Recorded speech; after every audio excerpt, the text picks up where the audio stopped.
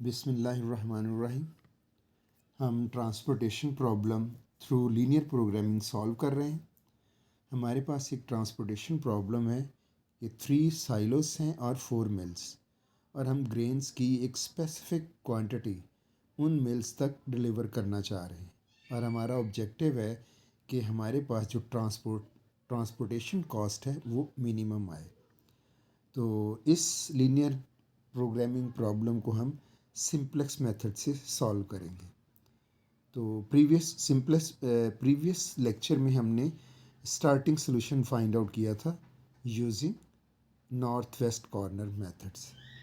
Simplex method के लिए starting solution ज़रूरी होता है। तो स्टार्टिंग सोल्यूशन हमने नॉर्थ वेस्ट कॉर्नर से अचीव किया। ये आपके सामने उसकी आउटपुट है। और अब हम इस स्टार्टिंग फिजिबल सोल्यूशन को सिंपलेक्स मेथड से सॉल्व करेंगे। तो इस नॉर्थ वेस्ट कॉर्नर मेथड की कंप्लीट डिटेल आपको प्रीवियस लेक्चर में मिल जाएगी। तो ये जो स्टार्टिंग सोल्यूशन है, इसको कैसे एक्सप्रेस कर सकते हैं? ये आपके पास जो सेल्स हैं ये वेरिएबल्स हैं, और ये आपका बेसिक सोल्यूशन है। ये वेरिएबल 1 रो 1 कॉलम x11, तो आपके पास है x11 इक्वल टू 5, और ये आपके पास हो जाएगा 1 2, यानी x12 इक्वल टू 10। ये आपके पास है x22 equal to 5, x23 equal to 15, x24 equal to 5, और ये x34 इक्वल टू 10। ये आपका स्टार्टिंग बेसिक फिजिबल सोल्यूशन जो नॉर्थ वेस्ट कॉर्नर ने सजेस्ट किया है सिंपलेक्स मेथड के लिए।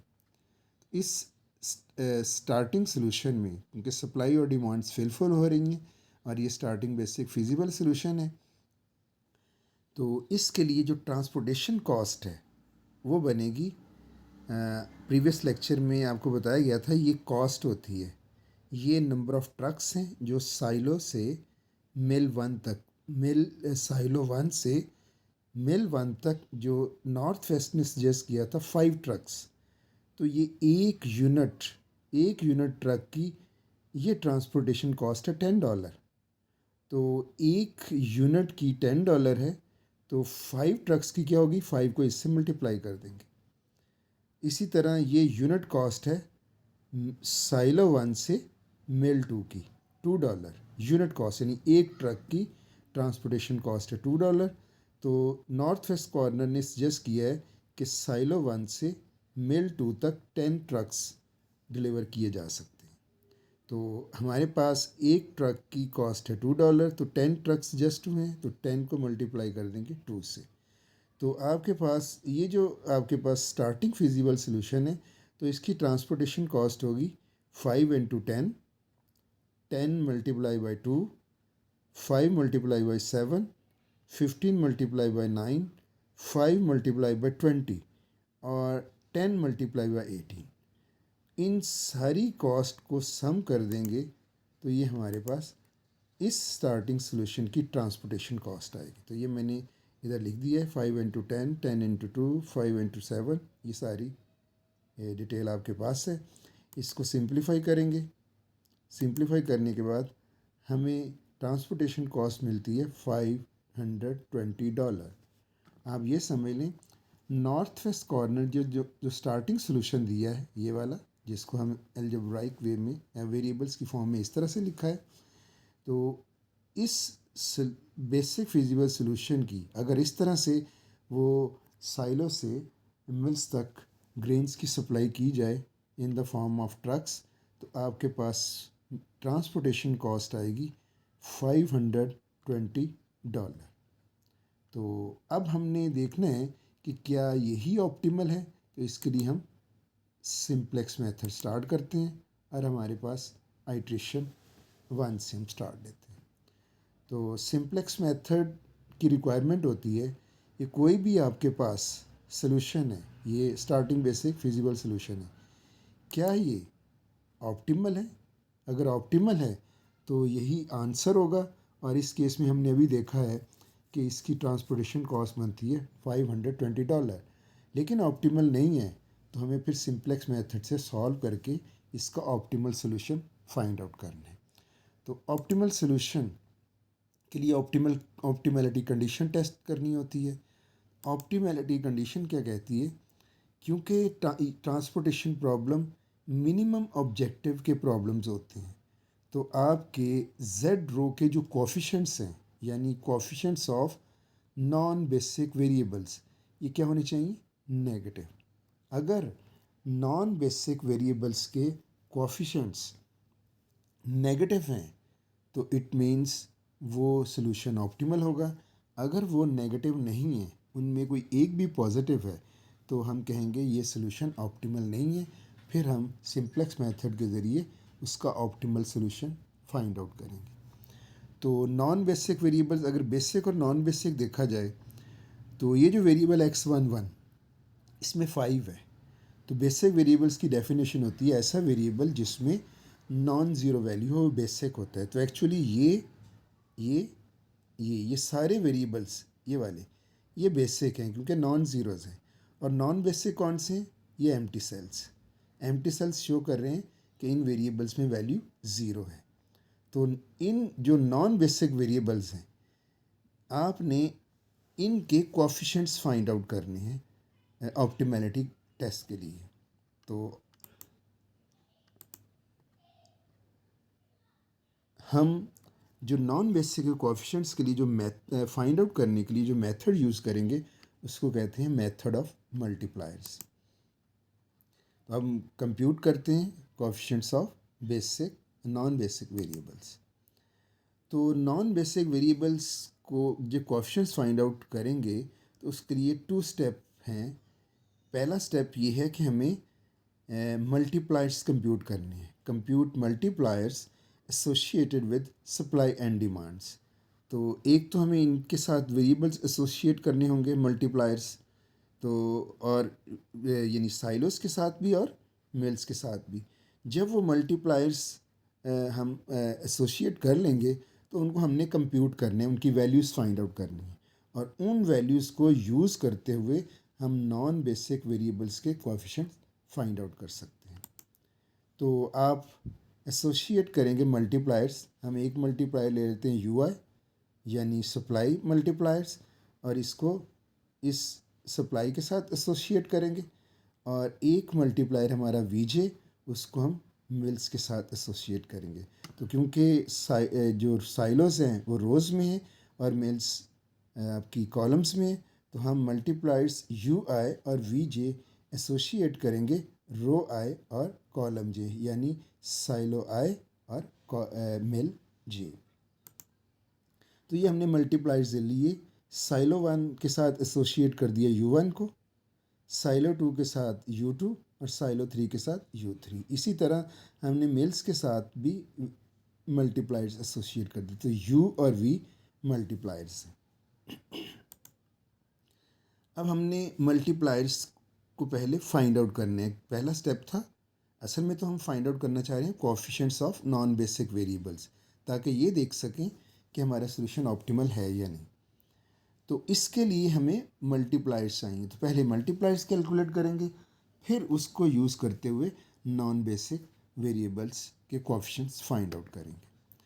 तो मल्टीप्लायर्स को कैलकुलेट करने के लिए हमें इस कंडीशन को सेटिस्फाई करना है फॉर ईच बेसिक वेरिएबल, और हम अब हर बेसिक वेरिएबल के साथ ये कंडीशन सेटिस्फाई करेंगे। तो for each basic variable multipliers satisfy this condition, और ये कंडीशन है u i plus v j equal to c i j. तो हर बेसिक वेरिएबल्स, तो अब 1 बाई 1 बेसिक वेरिएबल को लें। ये बेसिक वेरिएबल है रो 1 कॉलम 1 x11। आपके पास ये बेसिक वेरिएबल x11 है। इस वेरिएबल के लिए ये मल्टीप्लाई कौन सा है? u1, और ये मल्टीप्लायर कौन सा? v1। तो आप इस वक्त x11 पे i आपका 1 है और j भी 1 है, तो ये कंडीशन कैसे ओपन होगी? u1 plus v1 equal to c1j। तो u1 और u1 और v1 तो हमने फाइंड आउट करना है, c12 हमें मिल जाए, सॉरी c11 हमारे पास मौजूद है। तो इस सेल में जो इन्फॉर्मेशन है, तो ये i रो यानी 1 रो और 1 column, means u1 plus v1 equal to c11। तो इसमें हमारे पास c11 मौजूद है। ये जो कॉस्ट होती है ट्रांसपोर्टेशन कॉस्ट, वो आपके पास ये 10 है। तो ये फाइंड आउट करने, तो हमने इस बेसिक वेरिएबल्स के अगेंस्ट इसको एक्सपेंड किया। तो आई रो जे कॉलम, तो इस वक्त i1 है और जे भी 1 है। दूसरा, इस बेसिक वेरिएबल के अगेंस्ट भी ये इक्वेशन बनानी है। तो ये बेसिक वेरिएबल है x12। इस केस में i1 है और j2 है, यानी अभी भी आप ये साइलो 1 और मिल 2 है। तो ये वेरिएबल x12 में ये रिलेशनशिप क्या बनेगा, i1 और j2 mean u1 plus v2 equal to c12, और c12 आपको गिवन है। तो इसको एक्सपेंड करेंगे, ये 1 2 है ना, वही आप पहला 1 u1 के u के साथ लगा दें और 2 सेकेंड v के साथ लगा दें, और ये जो कॉस्ट है उस सेल की ये वाली कॉस्ट लिखेंगे। अब हर बेसिक वेरिएबल के अगेंस्ट करना है। अब ये बेसिक वेरिएबल की बारी है। ये है 2 वेरिएबल है x22। x22 के लिए होगा u2 plus v2 equal to ये 7। तो इस तरह हर वेरिएबल के अगेंस्ट अब इसके साथ भी लिख सकते हैं। ये वेरिएबल है x23। x23 में क्या आ जाएगा, u2 प्लस v3, ये देखें 2 है और कॉलम के लिए 3 है। तो u2 plus v3 equal to, और 2 3 कॉलम में c23 आपका 9 है। सिमिलरली आप इसके लिए लिखेंगे, ये है 2x24। बेसिक वेरिएबल x24 के लिए ये कंडीशन बनेगी u2 plus v4 equal to ये c24।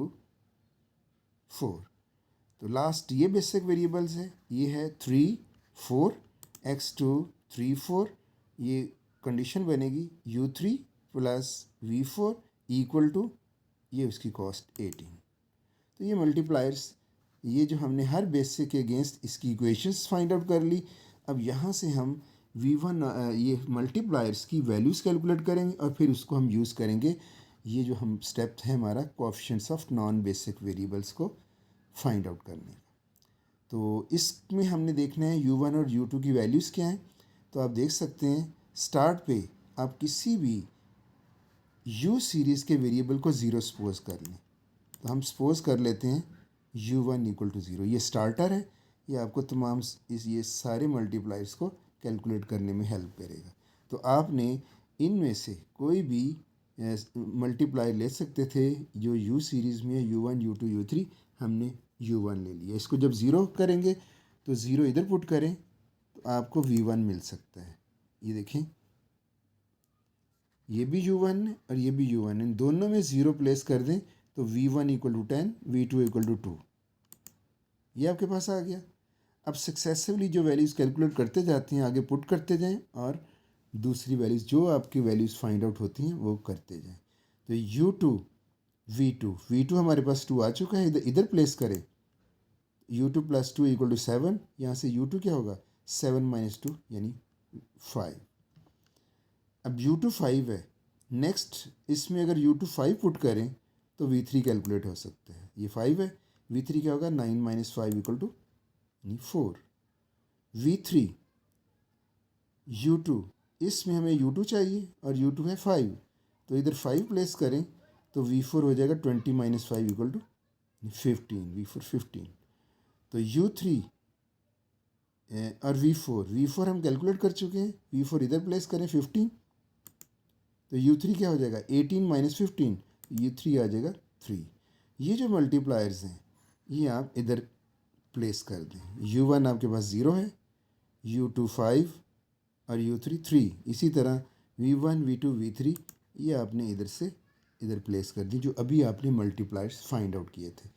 Coefficients of non basic का फर्स्ट स्टेप कंप्लीट हो चुका है, हम मल्टीप्लायर्स फाइंड आउट कर चुके हैं। अब इन मल्टीप्लायर्स को यूज़ करते हुए हम नॉन बेसिक वेरिएबल्स के कोएफिशिएंट्स फाइंड आउट कर सकते हैं। तो उसके लिए क्या कंडीशन है, उसके लिए कंडीशन है कि आप फाइंड कर सकते हैं coefficients of non basic variables by using this equation for each non basic variable, यानी हर नॉन बेसिक वेरिएबल के लिए ये जो रिज़ल्ट है ये उस नॉन बेसिक वेरिएबल का कोएफिशिएंट होगा नॉन बेसिक वेरिएबल का। तो आप हर नॉन बेसिक वेरिएबल को लें तो नॉन बेसिक वेरिएबल्स कौन से हैं? एम्प्टी सेल्स 1 2 3 4 5 6 आपके पास, ये मैंने शेडेड कर दिए, ये आपके पास नॉन बेसिक वेरिएबल्स हैं। यानी इस वेरिएबल को कहेंगे x1 3, x1 4, 2 1,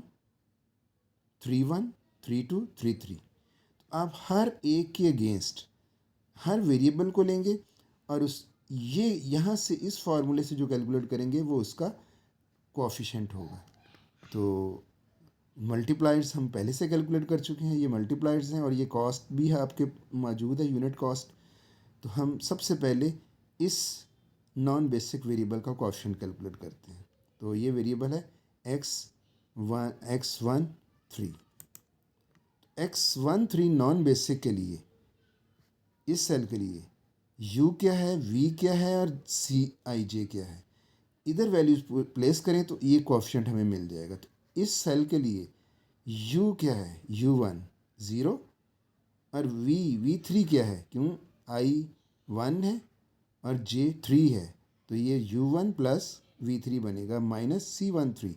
तो एक्चुअली इस सेल का जो कोएफिशिएंट है वो कैलकुलेट होगा 0 प्लस 4 यानी u1 प्लस v3 माइनस ये कॉस्ट। तो फार्मूला देखें, ui plus v j minus c i j, और यू आई क्या है 1, जे क्या है 3, तो u1 plus v3 minus c13। तो आप इस सेल का कोएफिशिएंट डायरेक्ट इधर से देख सकते हैं। रो से देखें u मल्टीप्लाई 0 है, कॉलम से देखें v मल्टीप्लाई 4 है, तो 0 प्लस 4 माइनस ये कॉस्ट, तो 0 प्लस 4 माइनस 20, ये कितने निकलेगा -16। इन कोएफिशिएंट्स को आप इधर एक कॉर्नर बना के इधर प्लेस कर दें। ये आपके पास, ये मैंने कॉर्नर ले लिया, ये कॉर्नर ये शो करेगा कि ये आपका नॉन बेसिक वेरिएबल का कोएफिशिएंट है इन जेड रो। आपने प्रीवियस सिंप्लेक्स मेथड में देखा होगा, तो नॉन ऑप्टिमैलिटी जेड रो के अंदर फाइंड आउट होती है। तो जेड रो के अंदर जो आपके कोएफिशिएंट्स होते हैं नॉन बेसिक है, वहाँ से आप देखते हैं कि सोल्यूशन ऑप्टिमल है या नहीं। तो ये वही बात है, ये क्योंकि आपका इसका स्ट्रक्चर ज़रा डिफरेंट है, तो इस केस में हम वो जो जेड इक्वेशन में जो कोएफिशिएंट्स हैं वो इस तरह इन बॉक्सेस में लिखेंगे। तो आप देखें ये जो इस बेसिक वेरिएबल्स का जो कोएफिशिएंट्स होंगे जेड रो में वो ज़ीरोज़ होते हैं, और अगर आप ये अप्लाई करें तो इधर ज़ीरो ही होगा, तो इसलिए बेसिक का लिखने की ज़रूरत नहीं है। आप देख सकते हैं 1 1 का क्या होगा कोएफिशिएंट 0, इसी फार्मूले से होगा 0 प्लस 10 माइनस 10 ज़ीरो आएगा। इस बेसिक का भी देखें 0 प्लस 2 माइनस 2 ज़ीरो। हर बेसिक वेरिएबल का देखेंगे तो उसके कोएफिशिएंट्स ज़ीरो आएंगे। तो इसलिए हम सिर्फ और सिर्फ नॉन बेसिक के कैलकुलेट कर रहे हैं, और ये ज़ीरोस क्योंकि ज़ीरोज़ ही रहेंगे उनको कैलकुलेट करने की ज़रूरत नहीं है। तो ये 16 आ गया। अब किसकी टर्न है? इस नॉन बेसिक वेरिएबल के कोएफिशिएंट की। ये है x1 4। तो 1 4 में कैसे कोएफिशिएंट कैलकुलेट होगा? 0 प्लस 15 माइनस 11। फार्मूला आपके सामने है, रो 1 कॉलम 4। तो 0 प्लस 15 माइनस 11 ये आएगा 4। तो ये कोएफिशिएंट आपने इधर लिख दिया। इस वेरिएबल का कोएफिशिएंट, ये वेरिएबल है x2 1। तो x2 1 के लिए कोएफिशिएंट क्या होगा इस सेल के लिए? 5 प्लस 10 माइनस 12 3। ये 3 आ गया। इस सेल की बारी है, ये है आपका x3 1 x3 1। ये वेरिएबल है x3 1, और 3 1 का कोएफिशिएंट क्या होगा? 3 प्लस 10 माइनस 4, ये होगा 9। इसका देखें, ये वेरिएबल है नॉन बेसिक वेरिएबल है, वो है x3 2। x3 2 का इस इधर देखें 3 प्लस 2 माइनस 14 माइनस 9। इसी तरह इसका 3 प्लस 4 माइनस 16, ये वेरिएबल है x3 3, ये भी -9। अब आप देखिए हमने सारे कोएफिशिएंट्स, इस स्टेप में हम क्या कर रहे थे, कंप्यूट कर रहे थे coefficients of non basic variables. तो इसमें हमने तमाम नॉन बेसिक वेरिएबल्स के ये कोएफिशिएंट्स फाइंड आउट कर लिए हैं और अब हम ऑप्टिमैलिटी टेस्ट कर सकते हैं। और ऑप्टिमैलिटी के लिए क्या होता है, ऑप्टिमैलिटी मिनिमाइजेशन प्रॉब्लम है। तो ऑप्टिमैलिटी के लिए होता है कि तमाम अगर कोएफिशिएंट्स नॉन बेसिक के नेगेटिव हो तो ऑप्टिमल है, अदरवाइज नॉन ऑप्टिमल। और इधर हम क्या देख रहे हैं, क्योंकि ये 4 3 9 ये तो नेगेटिव हैं, लेकिन ये कुछ वेरिएबल्स नॉन बेसिक वेरिएबल्स ऐसे हैं जिसमें कोएफिशिएंट्स पॉजिटिव हैं। एक भी अगर कोएफिशिएंट पॉजिटिव हुआ तो आपका सोल्यूशन ऑप्टिमल नहीं होगा। इट मीन्स यहाँ से पता चला ऑप्टिमैलिटी कंडीशन अप्लाई करके कि क्योंकि एक भी अगर पॉजिटिव कोएफिशिएंट है तो मिनिमाइजेशन में, अगर प्रॉब्लम मिनिमाइजेशन है तो आपका सारे कोएफिशिएंट्स नेगेटिव होंगे तो ऑप्टिमल होगा। इन वैल्यूज़ की वजह से ये नॉन ऑप्टिमल है। अब आपने सिंप्लेक्स मेथड क्या कहता है, अगर आपका सोल्यूशन नॉन ऑप्टिमल है तो आपने एंटरिंग वेरिएबल लेना है। और एंटरिंग वेरिएबल क्या होगा, वो वेरिएबल एंटरिंग होगा जिसका, यानी वो non basic variable entering variable होगा जिसका कोएफिशिएंट मोस्ट पॉजिटिव है। ये 4 है, 3 है, 9, इसमें मोस्ट पॉजिटिव कौन सा है, ये वाला। तो मोस्ट पॉजिटिव एंटरिंग वेरिएबल होता है और ये वेरिएबल कौन सा है, x3 1। आपके पास इसलिए ये x3 1 एंटरिंग वेरिएबल हुआ क्योंकि इस पहले ये नॉन बेसिक था, अब इसको बेसिक बनाना है। तो ये इसमें जो कोएफिशिएंट था वो मोस्ट पॉजिटिव था। सेम वही रूल है जो सिंप्लेक्स मेथड में हम पहले सीख चुके हैं। तो इस नॉन बेसिक को एंटरिंग करने, ये 3 1 पहले तो 0 है, नॉन बेसिक है। अब हमने इसको बेसिक बनाना है तो आप एक अमाउंट शिफ्ट करेंगे थीटा की, तो इसको कोई वैल्यू देंगे। अगर वैल्यू देंगे तो ये बेसिक बन जाएगा। तो अब देखें ये एंटरिंग वेरिएबल को आपने कोई वैल्यू देनी है, ये एंटरिंग होगा और जाहिर है दूसरे में से कोई एक लीव भी करेगा। तो पहले हम एंटरिंग का डिसाइड करते हैं। एंटरिंग के डिसीजन में फिर हम देखेंगे इस एंटरिंग वेरिएबल के बाद लीविंग वेरिएबल कौन सा होगा और उसका क्या रूल होगा। तो पहले एंटरिंग के लिए देख लें क्या सजेशंस हैं। तो थीटा इसको प्लेस कर देंगे। अब आपने इसको जब बेसिक बनाना है तो इसकी कोई ना कोई नॉन ज़ीरो वैल्यू होगी, वो हमने सपोज कर ली थीटा। अब ये गेस करना है ये थीटा क्या है, लेकिन उस गेस करने से पहले एक नोट करें, जब हम इसको बेसिक बनाएंगे यानी इस कॉलम में, इस सेल के अंदर थीटा लिखेंगे, तो ये तो सप्लाई और डिमांड फुलफ़िल कर रहा था पहले वाला सोल्यूशन।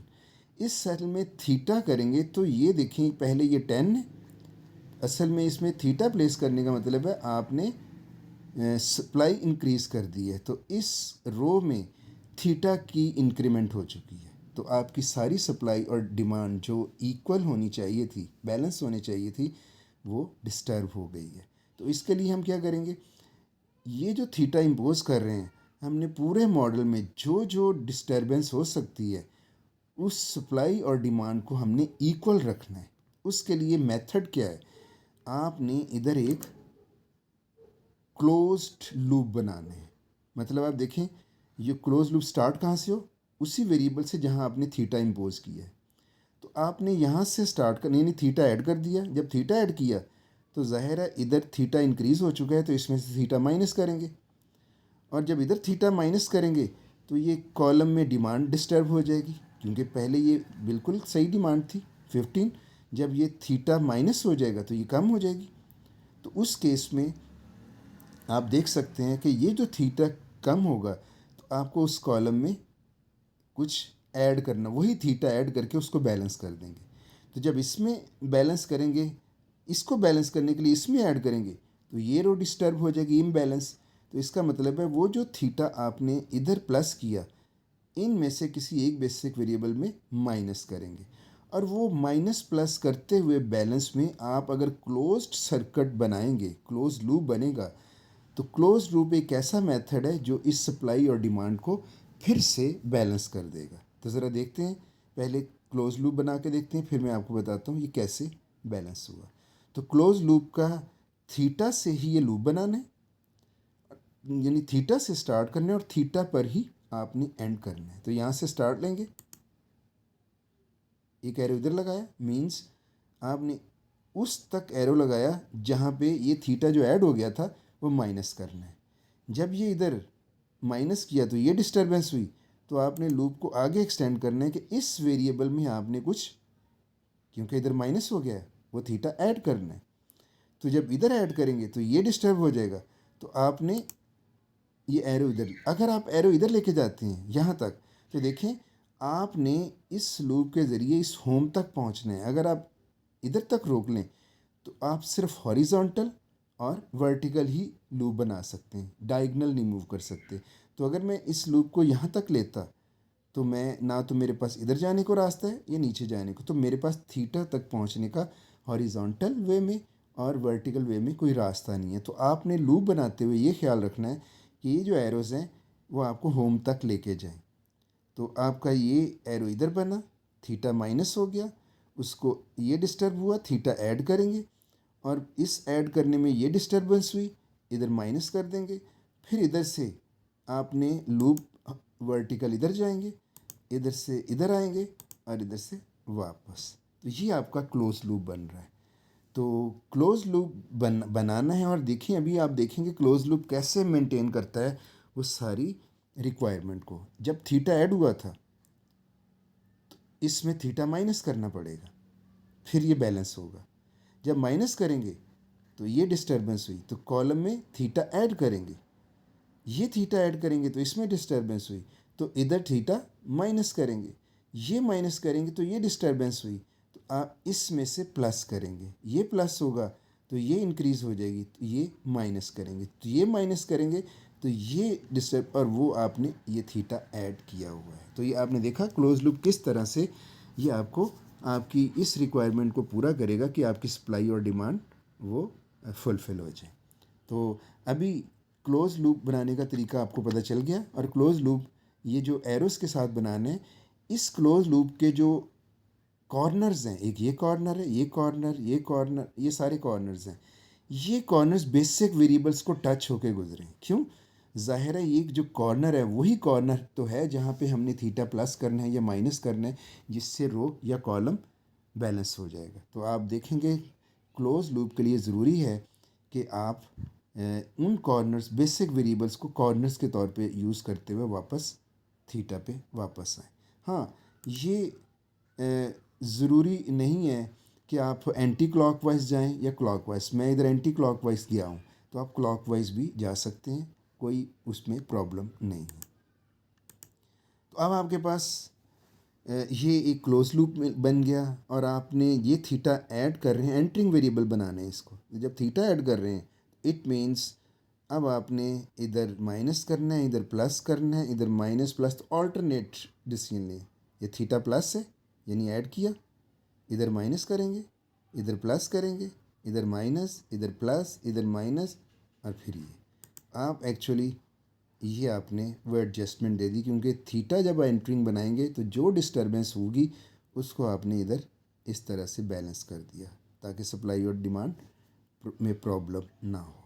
अब ये थीटा गैस किया जा सकता है, ये तो अब थीटा अगर आपको पता चल जाए तो सारी कैलकुलेशंस आपके पास हो जाएंगी। वही थीटा जो आप सपोज करोगे वो इधर माइनस कर दोगे, इधर प्लस, इधर माइनस, प्लस और माइनस, तो नया सोल्यूशन आपको मिल जाएगा। तो आपको पता है जब वेरिएबल एंटर होता है तो किसी ने लीव भी होना है, तो अब आपने ये थीटा ऐसा सजेस्ट करना है कि जिसमें आपका पूरा का पूरा सोल्यूशन फिजिबल रहे और कोई वेरिएबल ज़ीरो भी हो जाए। तो अभी देखें ये लूप के अंदर जो वेरिएबल्स हैं वही चेंज हो सकते हैं, ये 15 टच नहीं कर रहा किसी को। तो आपने सिर्फ ये जो कॉर्नर्स हैं इनको देखें, अगर मैं थीटा कोई भी गेस करूं तो मुझे इसमें से माइनस करना होगा, इसमें प्लस, इसमें माइनस, इसमें प्लस, इसमें माइनस। तो थीटा के लिए रूल क्या है? आपने एक तो थीटा पॉजिटिव लेना है, क्योंकि जो एंटरिंग वेरिएबल है ये एंटरिंग वेरिएबल है x31, तो 31 में जो वैल्यू आप देंगे वो पॉजिटिव होनी चाहिए, ज़ाहिर है फिजिबल सोल्यूशन का वो पार्ट बनेगा। तो वो एक तो वो पॉजिटिव हो, दूसरी जो भी दूसरे सॉल्यूशंस नया सॉल्यूशन आएगा उसमें कोई भी वेरिएबल नेगेटिव ना हो। तो जो नया सॉल्यूशन हमारा थीटा को ऐड करने में और थीटा की वैल्यू इधर प्लेस करके जो नया सॉल्यूशन बनेगा उसमें कोई भी वेरिएबल नेगेटिव ना होने पाए, तो ये भी ख्याल रखना है। तो थीटा की वैल्यू गैस करने के लिए आप देख सकते हैं आपको कौन कौन से कहाँ से गैस करेंगे। एक इससे गैस करेंगे, क्यों, माइनस हो रहा है तो थीटा अगर हम लेंगे तो यहाँ से हमें पता चलेगा हमने नेगेटिव नहीं होने देना, तो इधर नेगेटिव होने के चांसेस हैं। ये देखिए थीटा जो भी ले लें नेगेटिव होने के चांसेस नहीं, इसका मतलब ये लेने की ज़रूरत ही नहीं है थीटा को गैस करने के लिए। तो थीटा को गैस करने के लिए वो वाले सेल्स या वो वैल्यू वेरिएबल्स ले लें जिसमें थीटा माइनस हो रहा है, और वो है ये, यहाँ थीटा माइनस हो रहा है, यहाँ माइनस हो रहा है और यहाँ माइनस हो रहा है। इसको और इसको लेने की ज़रूरत नहीं है। उसकी रीज़न बता दी कि आपका थीटा जो भी हम लेंगे तो इन में ही इनफिजिबल होने के चांसेस हैं। हम इनको सामने रखते हुए केयर करेंगे कि ऐसा थीटा नहीं लेंगे जिससे ये वेरिएबल नेगेटिव हो जाए। तो हम इस वेरिएबल और इस वेरिएबल को इधर सामने रखते हैं। यह x11, इसकी अभी वैल्यू, ये इनसाइड जो वैल्यू है ये x11 की है, ये है 5 माइनस थीटा, और हमने इसको पॉजिटिव ही रखना है, फिजिबल ही रखना है। दूसरा 5 माइनस थीटा वाली ये है, ये वेरिएबल है x22, 5 माइनस, इसमें वैल्यू क्या है 5 minus theta, x22 5 minus theta इस वक्त है, और थीटा ऐसा लेना है कि ये वैल्यू पॉजिटिव ही रहे। तीसरी ये माइनस के साथ है, ये वेरिएबल है x34, x34 10 माइनस थीटा, ये भी ग्रेटर देन इक्वल टू 0 रखना है। तो हमने तीनों वो इधर प्लेस कर लिए वो वेरिएबल्स जिसमें थीटा माइनस हो रहा है और जहाँ पे इनफिजिबिलिटी के चांसेस हैं। अब हमने इन्हीं में से कोई वेरिएबल लीव होगा क्योंकि माइनस करना है, तो जब ये वेरिएबल एंटर हो रहा है तो किसी बेसिक वेरिएबल ने, ये बेसिक वेरिएबल्स हैं क्योंकि ये नॉन ज़ीरो वैल्यूज़ हैं, इन्हीं बेसिक वेरिएबल्स में किसी ने लीव करना है। तो आप थीटा ऐसा लोगे जिसमें कोई एक वेरिएबल लीव कर जाए। तो आप देखें थीटा 10 लेते हो, ये ज़ीरो होकर नॉन बेसिक बन सकता है, लेकिन इस इधर 10 प्लेस करने में ये x22 नेगेटिव हो जाएगा, इनफिजिबल। इट मीन्स हम थीटा 10 नहीं ले सकते। दूसरी ऑप्शन हमारे पास है कोई वेरिएबल को ज़ीरो करने की, इसमें और इसमें। थीटा अगर हम 5 लेते हैं तो 5 माइनस 5 थीटा, ये ज़ीरो यानी नॉन बेसिक बन सकता है, और एक और नॉन बेसिक मिल जाएगा, कोई बात नहीं, लेकिन ये 5 इधर माइनस करने में ये क्या होगा, ये पॉजिटिव ही रहेगा। तो इस नेगेटिव वैल्यूज वेरिएबल्स को अगर इधर लें और उनकी वैल्यूज़ इधर रखें तो हम उनसे केयरफुली थीटा को सजेस्ट कर सकते हैं ताकि हमें नॉन लिविंग वेरिएबल भी मिल जाए और हमारा कोई और वेरिएबल नेगेटिव भी ना होने पाए। जहाँ तक ये वेरिएबल्स हैं ये वेरिएबल नेगेटिव हो ही नहीं सकते थे, तो इसलिए हमने इधर इसको नहीं लिया। तो यहाँ से गैस किया हम, थीटा होगा हमारे पास 5। तो आप समझ लें आपने थीटा, ये एंटरिंग वेरिएबल था, most positive coefficient of non basic variable, इधर आपने इसको बेसिक बनाया थीटा और गैस कर लिया, ऐसा थीटा फाइंड आउट कर लिया जो कि 5 है, देने में कोई भी वेरिएबल इनफिजिबल नहीं होगा, ये सामने रखते हुए। और दूसरी बात, लिविंग वेरिएबल भी आपको मिल जाएगा। अब थीटा 5 को इधर प्लेस कर दें, ये 5 हो जाएगा, 10 माइनस थीटा 5, 10 माइनस 5 5 हो जाएगा, 5 प्लस 5 क्योंकि थीटा 5 है 10, ये 15 ले रहेगा, इधर थीटा का कोई फ़र्क नहीं पड़ता। तो 5 minus theta 0, 10 plus 5 15, 5 minus theta 0। तो अगर आप देखें इधर लिविंग वेरिएबल के लिए दो ऑप्शंस हो गए, ये भी लीव कर सकता है और ये भी लीव। तो ऐसी है जैसे रेशो में टाई आ गई है, जैसे वो मिनिमम रेशो लेते थे सेम वही सिचुएशन ये इधर है। तो आपका ये भी वेरिएबल लीव हो सकता है लीव, लेकिन आपने एक टाइम पे एक ही लीव करना होता है।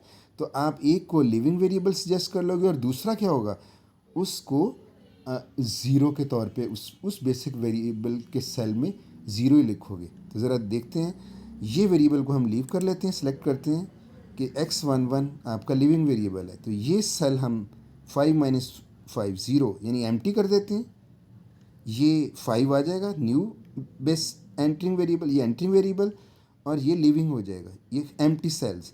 लेकिन यहाँ क्योंकि डीजनरेसी है तो आपको पता है अगर इसको आप लिविंग लेते हो तो दूसरा वेरिएबल फिजिकल लेवल पे उसकी वैल्यू ज़ीरो आएगी, तो इधर ज़ीरो आपको लिखना होगा।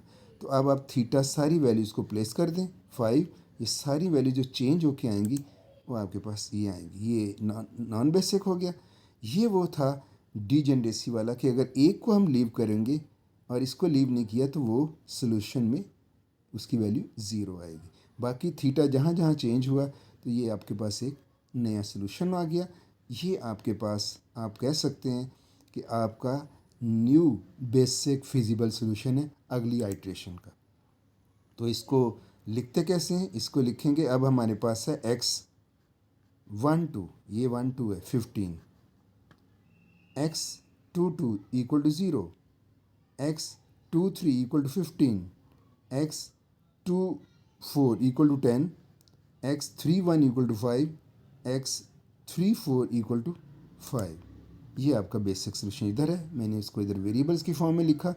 और इस सोल्यूशन की ट्रांसपोर्टेशन कॉस्ट क्या है, अब देखें ये हमने नॉर्थ वेस्ट कॉर्नर का जो स्टार्टिंग सोल्यूशन है वो क्योंकि ऑप्टिमल नहीं था तो हमने उसको टुवर्ड्स ऑप्टिमैलिटी एक कैलकुलेशन की, तो जाहिर है ये इम्प्रूव होगा और ट्रांसपोर्टेशन कॉस्ट पहले जो थी उससे कम होगी, मिनिमम ऑब्जेक्टिव है। तो ज़रा ट्रांसपोर्टेशन कॉस्ट भी इस सोल्यूशन की देख लेते हैं, वो क्या होगी। ये जो न्यू बेसिक है 5 × 2 प्लस 0 × 7 प्लस 5 × 9, तो ये आपके जो नंबर ऑफ़ ट्रक्स इनको यूनिट कॉस्ट के साथ मल्टीप्लाई करके आप अपनी जी ट्रांसपोर्टेशन कॉस्ट जी कैलकुलेट कर सकते हो। 15 × 2, 0 × 7, 5 × 9, 10 × 20, 5 × 18, 5 × 4 और सबको प्लस कर देने। तो ये सिंप्लीफाई करेंगे तो ये आपकी कॉस्ट देखिए रिड्यूस हो गई है 475।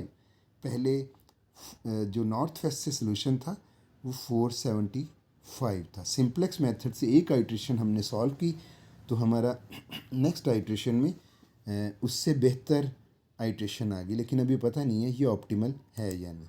तो फिर नेक्स्ट हम क्या करेंगे, फिर वही देखेंगे कि क्या ये ऑप्टिमल है,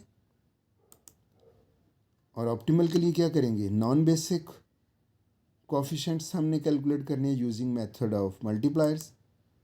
और वो 2 स्टेप्स हैं, पहले मल्टीप्लाई, अब इस स्टेप में दोबारा से मल्टीप्लायर्स नए कैलकुलेट होंगे और उनको यूज़ करते हुए नॉन बेसिक के कोफिशिएंट्स आप फाइंड आउट करोगे। तो ये आइट्रेशन 2 हो गई। ऐसे ही जैसे आप सिंप्लेक्स मेथड पहले अप्लाई करते थे तो स्टार्टिंग सोल्यूशन नॉन ऑप्टिमल था, आप एंटरिंग और लिविंग करके नई कैलकुलेशन करते थे और वो भी नॉन ऑप्टिमल होती थी, तो फिर आप उसको ऐसे ऑप्टिमल करते करते आप ऑप्टिमल सोल्यूशन तक पहुंचते थे। तो आइट्रेशन 2 पे हम आ गए, ये सोल्यूशन मिल गया, इसकी ट्रांसपोर्टेशन कॉस्ट भी हमें पता चल गई, लेकिन अभी ये नहीं पता कि ये ऑप्टिमल है या नहीं। अगर ये ऑप्टिमल है तो स्टॉप कर देंगे, अदरवाइज़ फिर आगे सॉल्व करेंगे। तो ऑप्टिमलिटी के लिए क्या है, नॉन बेसिक के कोएफिशिएंट्स, उसके लिए आपको मल्टीप्लायर्स चाहिए। तो बेसिक वेरिएबल्स के लिए आप ये इक्वेशन उसी तरह बनाओगे।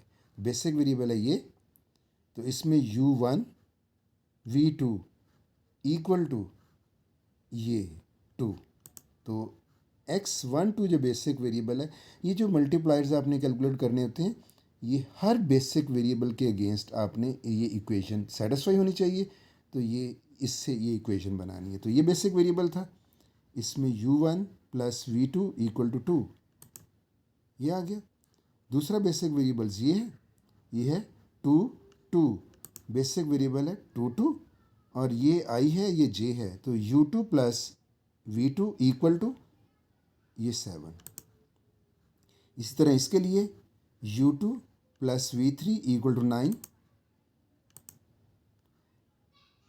इस वेरिएबल के लिए ये है x24, और इसके लिए क्या होगा u2 plus v4 equal to 20, और इसके लिए क्या होगा, ये है 3 1 variable u3 plus v1 equal to 4, और लास्ट है x34, और ये होगा u3 plus v4 equal to 18। तो ये आपने मल्टीप्लायर्स के लिए तमाम बेसिक वेरिएबल्स से ये इक्वेशंस बनानी है, और यहाँ से आपने मल्टीप्लायर्स दोबारा से कैलकुलेट करने हैं। तो उसी तरह स्टार्टर लेते हैं, u1 सपोज कर लेते हैं 0, ये u1 0 आएगा, v2 आ गया 2, अब v2 इधर प्लेस करेंगे तो u2 आ जाएगा 5, अब u2 इधर प्लेस किया 5 और v3 क्या आ जाएगा 4। अब u2 ये u2 5 इधर प्लेस करें और v4 आपका आ जाएगा 15 और u3 v1 इनमें भी कोई भी कैलकुलेट नहीं हुई, अगली पे जाके देख सकते हैं u3 v4 यस v4 मिल गया 15 और u3 क्या होगा 18 माइनस 15 ये 3।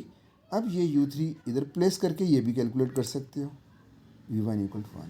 तो ये सारे मल्टीप्लायर्स आप इधर प्लेस कर दोगे या इटरेशन 2 में सेम वही कैलकुलेशन होने लगी है।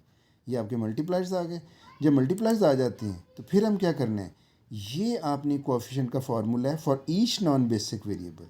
तो नॉन बेसिक कौन से हैं, ये सेम वही प्रोसीजर। तो हर के अगेंस्ट आपने ये कोएफिशिएंट कैलकुलेट करनी है। तो ये कौन सा है नॉन बेसिक x1 1। तो x1 1 के लिए ये क्या बनेगा u1 0, इसके लिए vj 1 है और -10। तो वही बात है u1 plus v1 minus c1j, ये हो जाएगा 0 प्लस 1 -10, ये आ जाएगा -9। ये आप इधर प्लेस कर दोगे। ये कोएफिशिएंट है इस नॉन बेसिक वेरिएबल का z रो में 0 में। इसको कैलकुलेट करते हैं, इसको करने की ज़रूरत नहीं है, ज़ीरो ही आएंगे। तो बेसिक वेरिएबल्स के कोएफिशिएंट ज़ीरो होते हैं। इस फार्मूले से कैलकुलेट करके भी देखेंगे तो वो ज़ीरो ही आएंगे, तो कैलकुलेट करने की ज़रूरत नहीं। इसको देखते हैं, इसका कोएफिशिएंट क्या होगा 0 प्लस 4 माइनस 20, यानी u प्लस v माइनस ये जो ट्रांसपोर्टेशन कॉस्ट है यूनिट कॉस्ट। तो इसके लिए होगा 0 प्लस 4 माइनस 20 और ये वेरिएबल है 1 3। तो 1 3 के लिए क्या है 0 प्लस 4 माइनस 20 ये 16 है। इसके लिए क्या होगा 0 प्लस 15 माइनस 11 और ये वेरिएबल है x1 4। x1 4 में 0 प्लस 15 माइनस 11 ये 4 आ गया। ये नॉन बेसिक है। इसके लिए ये वेरिएबल है 2 1। 2 1 नॉन बेसिक के लिए 5 प्लस 1 माइनस 12 -6 आ गया। इस सेल के लिए ये सेल है x3 2। x3 2 के लिए होगा 3 प्लस 2 माइनस 14, ये आ जाएगा -9। इस सेल का वेरिएबल है x3 3 और 3 3 में क्या होगा 3 प्लस 4 माइनस 16, ये फार्मूला लगा रहा हूँ मैं। तो तमाम आपने शेडेड रीजन के कोएफिशिएंट्स कैलकुलेट कर लिए। ये शेडेड रीजन असल में नॉन बेसिक वेरिएबल्स से, आप नॉन बेसिक वेरिएबल्स में आपने ये जो कोएफिशिएंट्स फाइंड आउट किए ये हैं जेड रो। तो आप देख सकते हैं, आप ऑप्टिमलिटी आसानी से चेक कर सकते हैं। तमाम आपके कोएफिशिएंट्स नॉन बेसिक के नेगेटिव होने चाहिए। इधर देखें ऑप्टिमल है या नहीं, ये देखें एक कोएफिशिएंट पॉजिटिव है, इट मीन्स ये ऑप्टिमल नहीं है। तो क्या करेंगे, जैसे ही ऑप्टिमल नहीं मिला एंटरिंग वेरिएबल और मोस्ट पॉजिटिव एंटरिंग होना होता है, एक ही पॉजिटिव है बाकी तो सारे नेगेटिव हैं, तो वही आपका मोस्ट पॉजिटिव डिक्लेयर होगा। और वही x3 ये वेरिएबल है x3 1। तो ये जो नॉन बेसिक वेरिएबल है इसका कोएफिशिएंट मोस्ट पॉजिटिव है, तो यही वेरिएबल आपका एंटरिंग वेरिएबल होगा। तो आप एंटरिंग वेरिएबल में थीटा इम्पोज करना है, राइट, शिपिंग कर दें थीटा की। अब वही बात, जब थीटा लेके आएंगे ये एंटरिंग वेरिएबल, तो आपको क्लोज्ड लूप बनाना होगा। क्यों, इस थीटा ने सारी आपकी सप्लाई और डिमांड को इम्बैलेंस करना है। तो ये न्यू इंडक्शन ऑफ थीटा के साथ आपने वो क्लोज लूप बना के प्लस माइनस थीटा करके बैलेंस करना है। तो पहले क्लोज लूप बनाते हैं, थीटा से स्टार्ट होंगे और थीटा पे ही वापस आएंगे। लूप कंस्ट्रक्शन ये गए, फिर इधर जा नहीं सकते क्योंकि आगे रास्ता नहीं, होम पे वापस आने। इधर भी अगर इधर से इधर गए और इधर गए फिर भी होम पे वापस आने का चांसेस नहीं, क्योंकि आपने वो कॉर्नर्स आपको बेसिक चाहिए, उन्हीं के रास्ते से आप इधर तक पहुंचेंगे। तो इट मीन्स इधर नहीं जा सकते, इधर चले जाएं। तो इधर तक जाएंगे फिर भी आपको घर तक पहुंचने के लिए कोई रास्ता नहीं है, इट मीन्स इधर चले जाएं। अब आपको ऊपर जाने का रास्ता है और इधर से वापस इधर भी आ सकते हैं। ये आपका क्लोज्ड लूप बनेगा, इधर जाने की ज़रूरत नहीं। अब जब क्लोज लूप बना दिया, अब आप ये थीटा एक इंडक्ट किया है तो ज़ाहिर इधर माइनस करेंगे, इधर प्लस करेंगे, इधर माइनस करें और ये लूप का स्ट्रक्चर बनेगा ताकि वो बैलेंस हो जाए। तो ये थीटा प्लस था, माइनस प्लस माइनस, ये वही प्लस। अब आपने थीटा गैस करना है। तो थीटा गैस करने के लिए मैंने पहले कहा था कि आप ऐसा थीटा लोगे जिसमें कोई भी वेरिएबल नेगेटिव ना होने पाए, इनफिजिबल ना हो। एक तो थीटा आपका पॉजिटिव होना चाहिए, दूसरा दूसरे वेरिएबल्स में जिसमें थीटा माइनस प्लस हो रहा वो भी इनफिजिबल ना हो। तो ज़ाहिर प्लस वाला तो इनफिजिबल नहीं हो सकता, प्लस ऐड ही हो रहा है, नेगेटिव नहीं हो सकता। सिर्फ नेगेटिव एंट्रीज से ही आपको डर है कि इधर से नेगेटिव हो सकता। सिर्फ उन्हीं सेल्स को उठा लें। ये वेरिएबल है x1 2, इसकी वैल्यू क्या है 15 माइनस थीटा। और ये नेगेटिव वाला क्या है, इस वेरिएबल है x2 4, 2 4 की वैल्यू क्या है 10 माइनस थीटा। तो आप ये ले लोगे x1 2 और इसकी वैल्यू लिख दी आपने 15 माइनस थीटा, और ये नेगेटिव के साथ है x2 4 और इसकी वैल्यू है 10 माइनस थीटा। अब आपने ये नेगेटिव नहीं होने देनी, ज़ीरो पॉजिटिव रखनी है। हाँ, इधर से लिविंग वेरिएबल भी लेना है। तो थीटा क्या हो कि कोई भी वैल्यू इनमें से नेगेटिव ना हो, और जो हम छोड़ चुके हैं उसमें तो नेगेटिव वैल्यू हो ही नहीं सकती। सिर्फ उनको ही पिक किया है जहाँ पे वेरिएबल की वैल्यू नेगेटिव हो सकती थी, इनफिजिबिलिटी का डर था। तो उसको मेंटेन करने के लिए हमने इसको सेपरेट ले लिया। अब आप देखें थीटा क्या होगा। थीटा अगर 15 गैस करते हैं तो ये नेगेटिव हो जाएगा, 10 गैस करते हैं तो ये लिविंग भी मिल जाएगा हमें ज़ीरो वैल्यू के साथ, और इधर भी आपका थीटा 10 लेंगे हम। जब हम थीटा 10 लेते हैं तो आपका लिविंग वेरिएबल क्या होगा, ये 10 लिया, ये ज़ीरो, ये लिविंग हो जाएगा, और ये अपडेट। अब आपने सबको अपडेट कर देना है थीटा को 10 पुट करते हुए, तो इधर 10 आ जाएगा। ये ज़ीरो मीन्स ये 2 4 लिविंग हो जाएगा, एम्प्टी करना है इसको। ज़ीरो प्लस थीटा, थीटा 10 लिया, ये 10 हो जाएगा। 15 माइनस 10, ये 5 हो जाएगा, और इधर 10 है।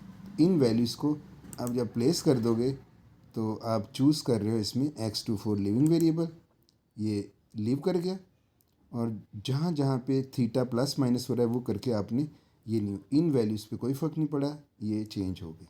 तो ये आपका नया सोल्यूशन फाइंड आउट आपने कर लिया, फिजिबल है, वेरिएबल एंटर हो चुका है, ये देखें लीव हो चुका है ये वाला वो प्रोसेस, और नई कैलकुलेशन भी हो चुकी है। तो आपका असल में नया बेसिक सोल्यूशन आपने फाइंड आउट कर लिया। और उसको हम किस तरह से लिखेंगे, ये x12 equal to 5, x14 equal to 10, x22 equal to 10, x23 equal to 15, x31 equal to 5 और x34 इक्वल टू 5। ये आपका सोल्यूशन है। तो इसकी भी ट्रांसपोर्टेशन कॉस्ट नए सोल्यूशन की देखनी है। प्रीवियस जो आइट्रेशन थी उसमें हम कॉस्ट को रिड्यूस करके लेके आए थे, उस आइट्रेशन में 475 आई थिंक ये था। इसमें देखते हैं ट्रांसपोर्टेशन कॉस्ट क्या होगी। तो इसके लिए ट्रांसपोर्टेशन कॉस्ट क्या है, इस 5 को इसके साथ मल्टीप्लाई करना है। क्यों, 5 यूनिट्स ट्रक है, एक यूनिट की कॉस्ट 2 है। 5 into 2 plus 10 into 11 plus 10 into 7, तो ये बेसिक वेरिएबल्स के साथ मल्टीप्लाई कर देने।